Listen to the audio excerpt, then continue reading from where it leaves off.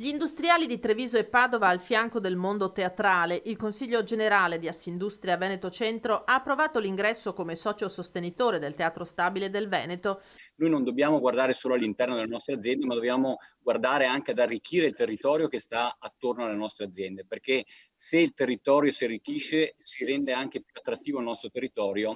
Un supporto importante dopo i 400 giorni di stop subiti da questo e altri settori del mondo culturale e dello spettacolo tra i più colpiti dalla pandemia. Che assolutamente non è solo una scelta fine a se stessa, ma io sono convinto che sarà anche una scelta da apripista, perché poi chissà quanti si accoderanno a questo nuovo percorso che viene tracciato dal presidente Destro. Spero che sia un continuo di aggregazioni, di attività che si facciano, che si possono fare. Teatri che riaprono dalla prossima settimana. Zaia, rivolgendosi al presidente dello Stabile Beltotto, suona la carica.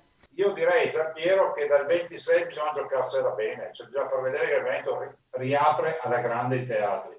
Spero che tu abbia un grande cartellone, non andate avanti a scartamento ridotto e la ragione c'è.